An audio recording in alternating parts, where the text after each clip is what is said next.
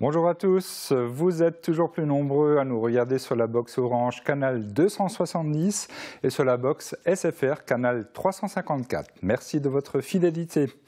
Un pas de plus vers la création de la zone d'accès aux soins transfrontaliers. Le 1er juillet prochain, l'Eurodistrict Sarre-Moselle espère créer une zone franco-allemande d'accès aux soins et de permettre aux Mosellans frontaliers de se soigner en Sarre et inversement. On comprend mieux pourquoi le centre de formation en soins infirmiers de Sarreguemines a anticipé ce changement en proposant une option facultative en allemand. Dans cet esprit d'échange avec nos voisins sarrois, l'IFSI vient d'accueillir des étudiants infirmiers allemands. On y revient dans un instant dans le JT. En attendant, place au sommaire. Avec l'aglo, plus belle la vie. Bonjour à tous, dans cette édition, nous reviendrons sur quelques événements qui ont marqué l'actualité ce week-end, notamment une exposition au musée de la faïence, des fleurs de toutes les couleurs à Sarreguemines et à Sarralbe et une grande innovation, le Ripper Café. L'Institut de formation en soins infirmiers de Sarreguemines organise une rencontre franco-allemande. 20 étudiants infirmiers sarrois découvrent la psychiatrie en France. 16 candidats des CFA de Metz, Sarrebourg, Sarreguemines et Thionville en compétition lors du 19e concours du meilleur apprenti de Moselle. Le Sarreguemines Football Club n'a pas démérité à Haguenau. La mauvaise série continue. Dans Tendance mode déco, vous verrez que les huiles essentielles ne sont pas à prendre à la légère. Si vous cherchez un menu entrée plat dessert, nous commençons aujourd'hui par vous donner la recette d'un chaud froid de saumon fumé et œufs pochés proposé par Alexandre Klein. Bonne journée avec Mosaïque. Il y a 3 ans, jour pour jour, Mosaïque filmait un bâtiment tout neuf, tout beau. Les 812 mètres carrés du bâtiment GACO ont été inaugurés le 13 avril 2012. Replay. Le saviez-vous? Le cloud est gratuit pour l'éducation, en prime avec le leader mondial du logiciel, Microsoft. Pour les pros, la solution c'est le cloud ID Réseau. Voilà, allez, hop là. Et voilà, ben, on va applaudir. Le bâtiment est inauguré. Voilà. Ça on découpe aussi? Non. Après 17 mois de travaux, le nouveau bâtiment GACO est sorti de terre. Situé entre les locaux de la direction de l'IUT et le centre universitaire, il dispose d'une superficie de 812 mètres carrés. Ont notamment été aménagés un amphithéâtre de 146 places, 7 salles de cours et 5 bureaux. Le responsable de l'IUT de Moselle-Est pense que cette nouvelle installation va permettre de doubler le nombre d'étudiants inscrits dans le département gestion administrative et commerciale. Auparavant, seules 2 salles de cours étaient disponibles pour GACO. Et sachez que depuis, le département gestion administrative et commerciale a continué à se développer. Il existe aujourd'hui le DUT GACO en initiale et en alternance, ainsi que la licence professionnelle management des petites et moyennes entreprises en alternance. Le printemps est bien là et c'est sous le soleil que Sandrine nous présente la météo de demain. 34% des accidents du quotidien ont pour origine les loisirs et le jeu. Assurance accident de la vie, la sécurité par tous les temps. Bonjour tout le monde, cette semaine c'est l'été avant l'heure. Le soleil brille dans un ciel bien bleu où se baladent de fins nuages élevés. Un temps donc plus qu'agréable, accompagné de températures en hausse. Le mercure affiche de 3 à 7 degrés au minimum et de 20 à 23 degrés au maximum. Demain mardi 14 avril, nous fêtons les maximes. Le soleil nous accompagnera de 6h41 à 20h18. Les oiseaux en cage ne sont pas tous malheureux. La preuve en images, 2 spécimens se trouvaient bien à leur aise sur la place du Général Sibylle à Sarreguemines. Très bonne journée à tous, à demain.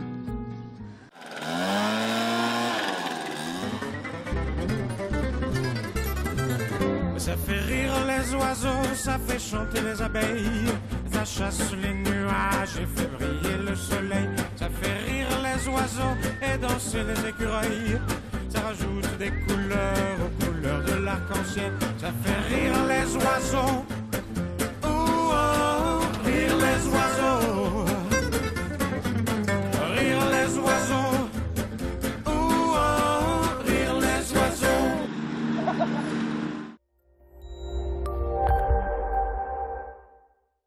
Je suis parraine donne un ami et tout le monde y gagne. Mon filleul, ma banque et moi.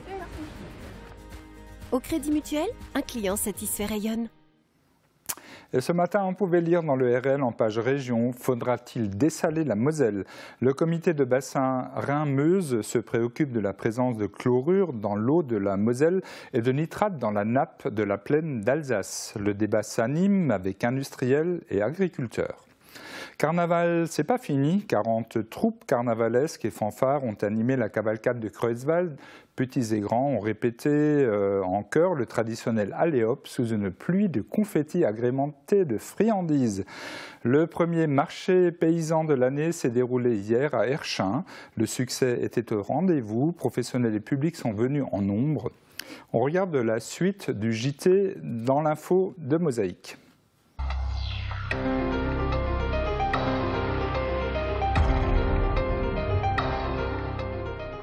20 étudiants infirmiers sarrois découvrent la psychiatrie en France. Dernièrement, l'IFSI de Sarreguemines a accueilli un groupe dans ses locaux pour une présentation du CHS avant une visite des lieux. Notre caméra n'était acceptée qu'en début de journée, car l'après-midi, les étudiants se sont rendus dans l'enceinte de l'unité pour malades difficiles. Jean Birkel. Instant convivial en guise d'accueil, café-gâteau en salle de cours, de façon à lier contact entre étudiants de première année de part et d'autre de la frontière. Frontière qui tente une fois encore à s'effacer pour faciliter les échanges et dont la barrière principale reste linguistique et dans une moindre mesure culturelle. D'où l'intérêt d'avoir créé à l'IFSI de Sarreguemines une option facultative en allemand en septembre 2014. Ce groupe d'étudiants de première année a opté pour cette application qui leur donnera des clés pour travailler en Europe et notamment en Allemagne. Il devance du même coup la création d'une zone d'accès aux soins transfrontaliers que porte l'Eurodistrict Sarre-Moselle. On n'est pas vraiment inscrit dans ce schéma-là par rapport à cette coopération au niveau des établissements hospitaliers, mais c'est sûr que ça peut apporter une plus-value à l'ensemble de ce dispositif-là par rapport à l'accueil de patients français sur le territoire allemand. Si effectivement il y a une meilleure maîtrise à l'endroit des futurs professionnels français qui pourront exercer là-bas et vice-versa également. La vingtaine d'étudiants allemands présents en ce jour est formée au sein du groupe SAG de Völklingen, dont dépend l'hôpital général et son pôle de chirurgie cardiaque. À Sarreguemines, ils découvrent la psychiatrie et notamment la psychiatrie en France à travers la prise en charge au centre hospitalier spécialisé. Cet établissement emploie plus de 1200 personnes et compte la plus importante unité pour malades difficiles de France. Unité que ces étudiants vont visiter l'après-midi même. Avec dans l'idée que les étudiants puissent effectivement venir en stage à Sarreguemines et découvrir aussi faire des stages en psychiatrie. D'ailleurs cette année on accueille une étudiante allemande aussi qui va venir faire un stage de 5 semaines au niveau du CHS. L'inverse est également valable côté allemand avec l'accueil d'étudiants français à l'occasion de périodes de stage. Du point de vue de la formation, le terrain semble viable pour poser les fondations d'une zone d'accès aux soins transfrontaliers. Une nouvelle expo au musée de la faïence, des fleurs de toutes les couleurs à Sarreguemines et à Sarralbe et une grande innovation, le Repère Café a fait son apparition dans le secteur. Résumé en images des principaux événements du week-end. Faire du jeune avec du vieux, c'est un peu ce que propose la nouvelle exposition qui vient de débuter au musée de la faïence. Elle rassemble une sélection d'objets issus des collections anciennes des musées de Sarreguemines. On y découvre par exemple des armes de guerre, des objets ethnographiques ou encore d'autres issus de fouilles archéologiques. Cette nouvelle exposition, qui a été inaugurée vendredi soir, est intitulée Arquebuse et Tétempo. Elle est visible jusqu'au 10 janvier 2016. Les beaux jours sont là et les jardiniers reprennent avec enthousiasme leurs activités. Pour leur permettre d'embellir leurs espaces verts, des manifestations se sont déroulées hier. Certains ont participé à Sarralbe à la première fête du printemps, un rendez-vous organisé par l'interassociation des arboriculteurs de la commune et des environs. Les visiteurs pouvaient aller à la rencontre d'exposants qui proposaient des produits et prodiguaient des conseils sur différents sujets, comme les plantes ou le matériel de jardin. Et des animations ont rythmé la journée.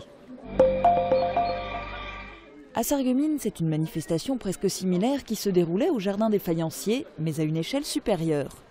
Compte tenu du beau temps, la même affluence que l'an dernier était espérée pour cette 5e édition du marché aux plantes et aux arts du jardin. Les organisateurs pouvaient ainsi compter légitimement sur la présence de quelques 3000 visiteurs. Sur place se déroulait une bourse aux plantes entre particuliers. De nombreux stands étaient aussi tenus par des professionnels qui exercent leur talent dans l'horticulture ou dans l'artisanat d'art. Les gens de bonne volonté ont une imagination illimitée. Un nouveau concept est en train de se développer, le Repair Café. Un système d'entraide qui consiste à réparer des objets. Il repose sur l'engagement de bénévoles qui font bénéficier de leur savoir-faire à d'autres personnes, qui voient ainsi leurs bicyclettes ou leurs habits retrouver une nouvelle jeunesse. C'est un concept qui est né aux Pays-Bas il y a, je crois, environ 2-3 ans. Et le concept, c'est de ramener, que les gens viennent avec des objets qui sont abîmés, qui ne fonctionnent plus. Et l'idée, c'est de venir dans ce Repair Café pour trouver ensemble un moyen de les réparer, s'ils sont réparables. Et donc, il y a des bénévoles qui sont là pour pouvoir aider les gens à trouver la panne et à éventuellement la réparer si elle est réparable. L'association Les Petites Mains organisait hier son premier Repair Café à Vitrin. D'autres événements similaires devraient être organisés prochainement dans d'autres communes de la Casque. A noter que cette manifestation s'est déroulée dans une ambiance conviviale, grâce notamment au groupe Quetsche Kajde, qui jouait également gratuitement.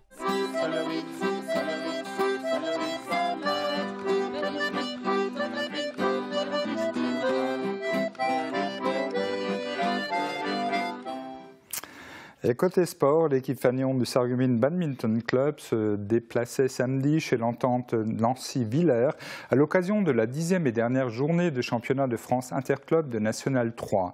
L'enjeu du derby était clair, il fallait l'emporter pour se maintenir. Mais le SBC, après avoir pourtant bien débuté la rencontre, a concédé le match nul. Le Sarreguemines Badminton Club termine du coup à la 5e place du tableau, synonyme de relégation en pré-national. Il lui reste maintenant l'espoir d'un éventuel repêchage. Le centre de formation d'apprentis de Sarreguemines accueillait le 19e concours de meilleur apprenti de Moselle. Ce concours concernait la section cuisine d'une part et d'autre part la section restauration.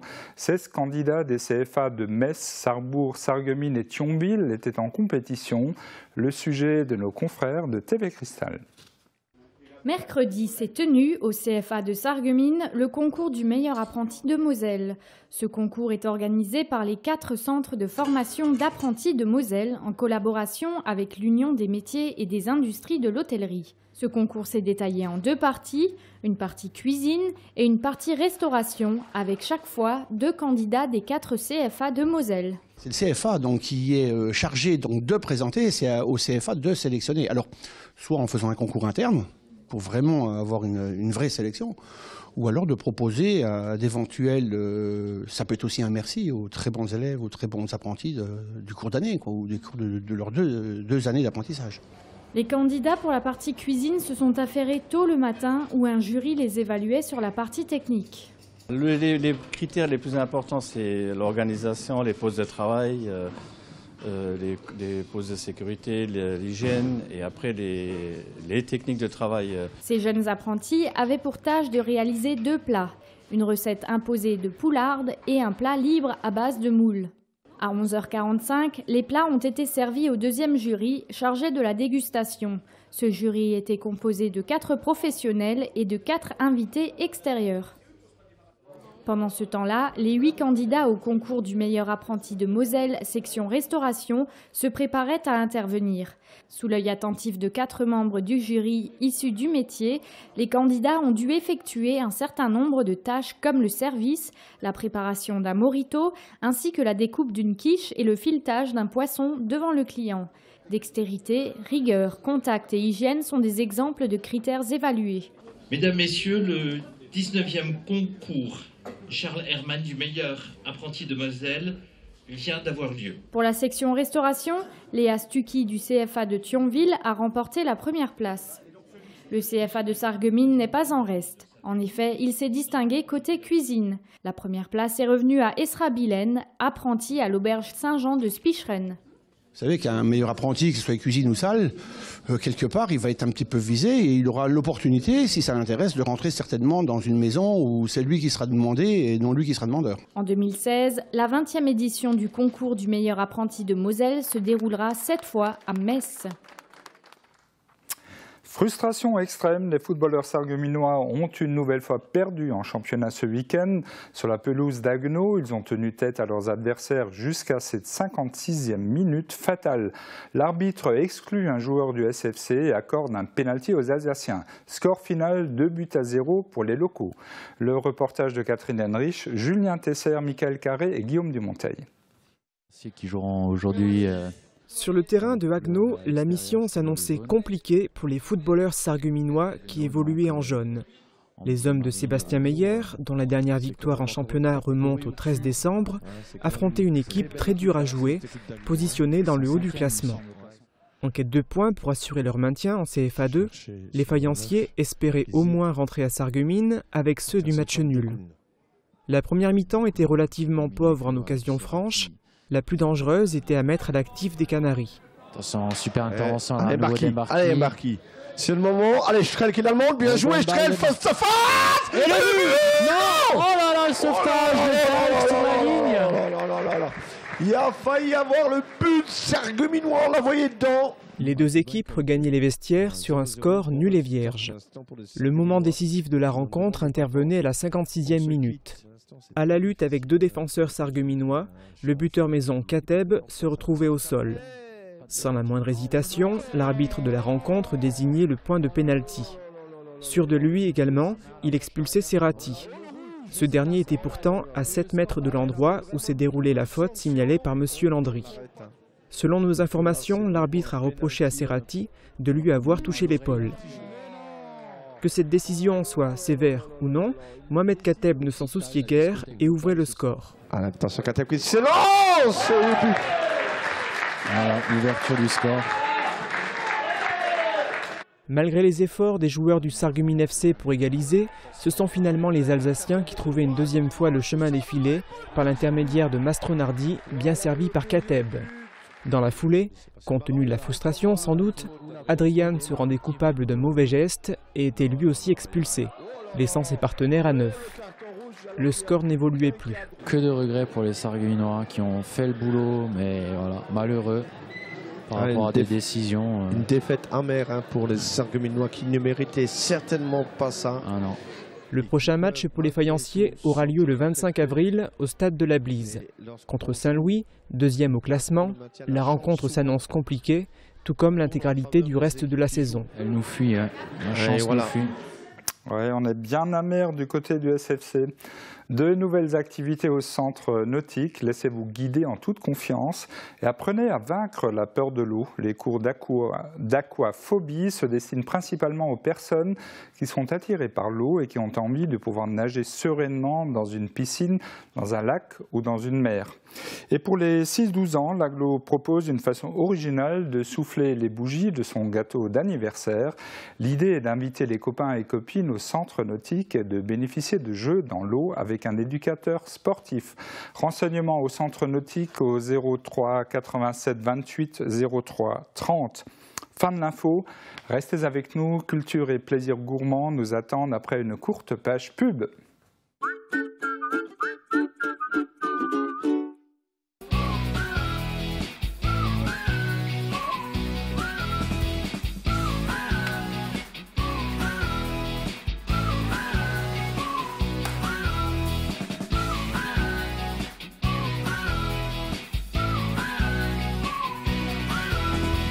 Moa, Chip Coiffure, Esthétique Center, la beauté à prix doux à Sarreguemines. Du 13 mars au 17 avril, la ville de Sarreguemines vous propose la 17e édition du festival Mireille de Plate, festival de langue francique et des langues de France. Au programme de cette édition exceptionnelle, une magnifique exposition sur les métiers exercés par les exilés lorrains aux États-Unis à la fin du 19e siècle. Du théâtre, de l'humour, des conférences, de la chanson, sans oublier le traditionnel bal folk le 11 avril. Tout un programme à découvrir sur www.sarreguemines.fr.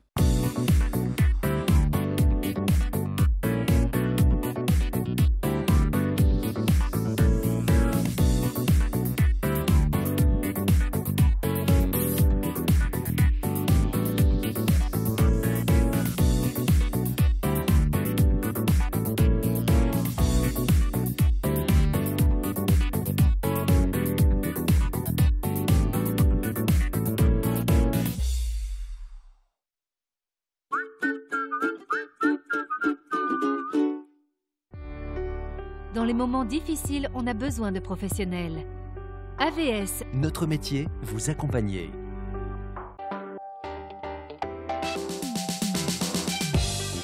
Demain, dans le journal, ambiance printanière et soleil au beau fixe pour le désormais traditionnel marché aux plantes du jardin des faïenciers. L'occasion de trouver plante à son pot. Dans Tendance, nous irons au centre équestre de Diemringen, où Stéphanie Becker et Tom animent une séance d'équitation adaptée aux tout-petits. Le cheval et les enfants, ou les Shetland et les enfants. Et puis pour eux, je pense que ça leur permet de s'épanouir aussi, de voir autre chose que d'autres activités sportives.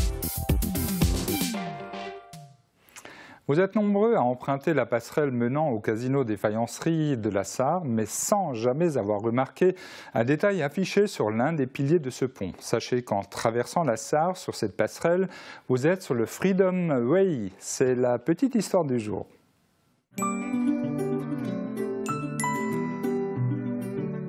FBS, du bon temps par tous les temps.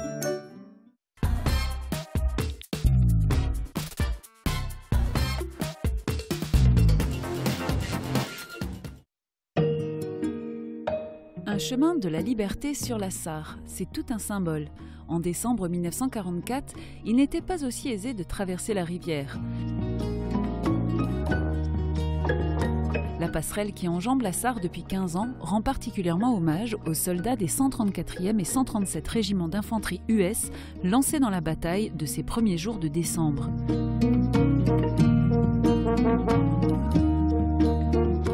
Il aura fallu 5 jours de combat acharnés, du 5 au 10 décembre, pour libérer la ville et obtenir la reddition de l'occupant.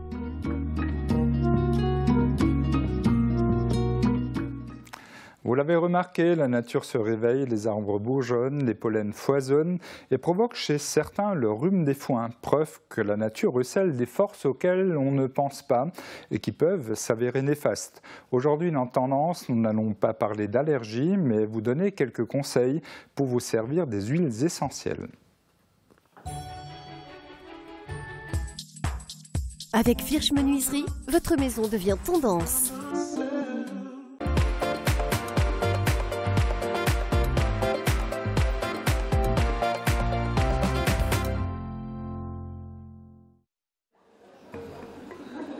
Elles sont utilisées de plus en plus fréquemment dans nos intérieurs ou pour nos petits maux de tous les jours. Les huiles essentielles apparaissent comme des potions magiques d'une mère nature toujours plus clémente. Mais ces concentrés d'actifs ne sont pas forcément vos alliés, surtout si vous les utilisez mal. Il faut être très vigilant dans les utilisations d'huiles essentielles. Ce sont des huiles qui sont néfastes à partir du moment où ils sont très mal utilisés et d'où les procédés sont très actifs. Donc ce qui explique qu'à l'heure d'aujourd'hui, vous ne pouvez pas, vous devez même, je dis vous devez utiliser et demander conseil aux pharmaciens ou directement aux médecins spécialisés en aromathérapie. En France, les pharmacies ont le monopole des huiles essentielles. Néanmoins, ces produits se trouvent facilement en parapharmacie et autres commerces. Souvent, mais pas toujours, elles sont issues de l'agriculture biologique, c'est-à-dire issues de plantes ne contenant ni pesticides, ni engrais, ni métaux lourds. Leur pureté et leur mode d'extraction en font alors des essences très concentrées et en général très coûteuses. Certaines dépassent 1 000 € le litre. Dans certains cas, sur prescription d'un médecin, elles peuvent être mélangées à une base d'huile végétale et être utilisées en complément de la médecine allopathique. Si cela témoigne de leur vertu thérapeutique, les huiles essentielles restent néanmoins libres d'accès et chacun peut en faire un produit d'automédication ou de bien-être, pour purifier une pièce par exemple. Que vous l'ayez sur la peau, ça peut être irritant, mais que vous l'ayez inhalé peut l'être aussi. Irritant au niveau des muqueuses nasales, au niveau des muqueuses oreilles ou autres. Donc elles sont irritantes de toute façon. Vous avez différentes huiles essentielles qui le sont plus que d'autres. On pense que les huiles essentielles ne peuvent être utilisées qu'en diffusion et toutes. Non, pas forcément.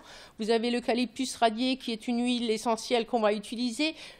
Par exemple en inhalation, oui, mais en inhalation sèche, mais jamais humide. Donc pour la partie haute, le rhume par exemple, ou l'eucalyptus globulus qui lui va être utilisé en inhalation humide, donc à mettre dans de l'eau, et ça sera plutôt pour la partie bronche, donc partie basse. Des nuances qui en font un produit complexe, d'où la nécessité de bien s'informer avant d'utiliser. Ça permet d'éparpiller la mousse avec l'odeur. Et à présent, nous allons nous mettre à table. Cette semaine, entrée, plat, dessert vous invite au restaurant La Balle Jaune à Sarreguemines. Au fourneau, Alexandre Klein nous propose un menu gourmand et facile à réaliser. Les cuisines au meilleur prix. Aviva présente entrée, plat, dessert. Aviva, la cuisine qui vous va.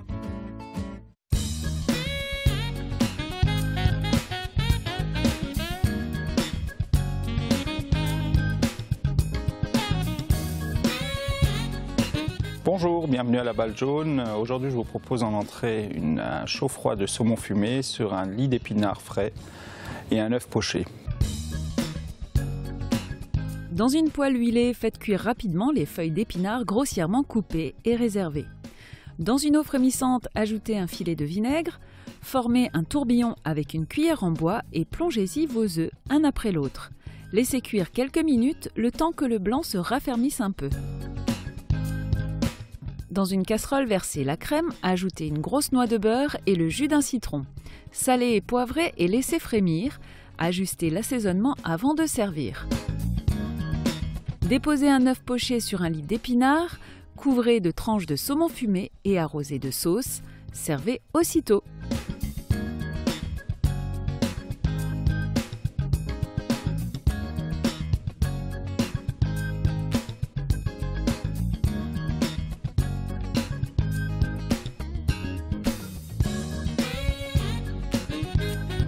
Vous pouvez aussi le faire avec, si vous n'avez pas des épinards frais, vous pouvez aussi le faire avec des épinards en surgelé sans problème.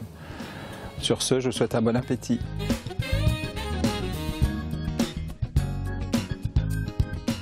Et pour demain, Alexandre nous propose son croustillant de bœuf. Nous finissons cette édition avec des images du championnat de France de quad cross. Bonne fin de journée.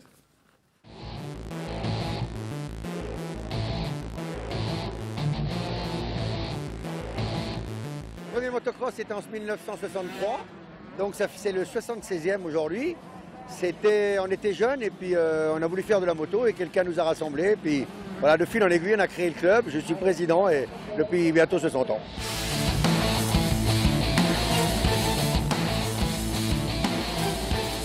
Aujourd'hui, nous sommes sur le terrain de motocross de Saint-Miel où a lieu une compétition de motocross, championnat de France Alsace-Lorraine. C'est l'ouverture des deux championnats. Plein de pilotes et plein de public. La préparation pour une épreuve comme ça met plus de 6 mois et on est à peu près 120 bénévoles aujourd'hui à œuvrer sur le circuit aujourd'hui. Et en temps normal, on est une dizaine, pratiquement 2 fois, 3 fois par semaine.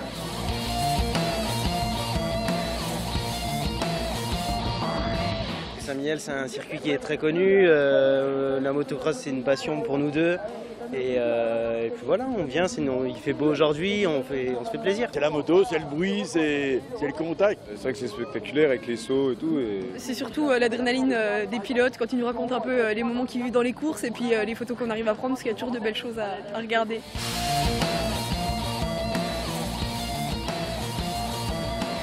Le circuit, les pilotes l'adorent parce qu'il est technique, physique. Et on s'y prend vraiment du plaisir. Ça a évolué énormément parce qu'au début c'était un tout petit circuit de rien du tout. Et avec plein d'arbres, la carrière, on a tout creusé de façon à faire une grande piste internationale et que le public puisse voir au moins tout le circuit parce que c'est un des seuls circuits dans l'Est de la France où on voit l'intégralité de la course.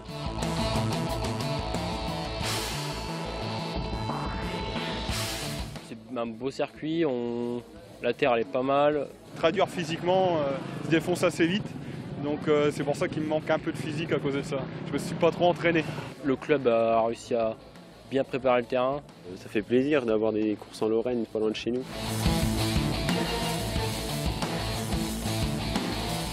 En Lorraine, c'est un championnat qui est fait sur 17 épreuves avec l'Alsace, puisqu'on est ensemble. Donc à chaque fois, c'est une accumulation de points. Et à la fin, c'est un classement à la fin de l'année. Celui qui a fait le plus de points est premier, et ainsi de suite jusqu'au dernier.